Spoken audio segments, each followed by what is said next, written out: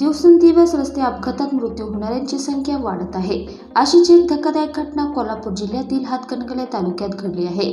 हातकणंगले येथील संजय घोडावत विद्यापीठासमोर रस्ता क्रॉस करत असताना एसटी बसने धडक दिल्याने शिक्षिका जागीच ठार झाली. या अपघाताचा थरार सीसीटीव्हीत कैद झालाय. धडक दिल्यानंतर जवळपास 100 फूट एसटी बसने शिक्षिकेला फरफटत नेले. एका बाजूहून दुसऱ्या बाजूला ती रस्ता ओलांडत होती. यावेळी भरधाव आलेल्या बसची दुचाकीला जोरदार धडक बसली. ही शिक्षिका एका खासगी शिक्षण संस्थेत नोकरीला होती.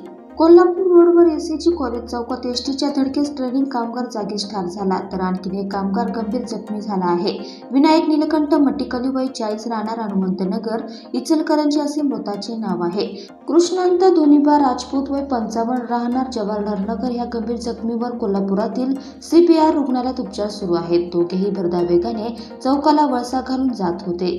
रुग्णवाहिका येण्यास विलंब होत असल्याने काही तरुणांनी दोघांना IGM रुग्णालयात दाखल केले.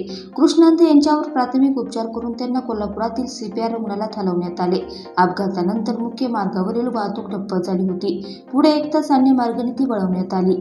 या प्रकरणी शंकर मट्टीकली यांच्या फिर्यादीनुसार एसटी चालक सुनील गवळी यांच्या विरोधात पोलिसांनी गुन्हा दाखल केला आहे.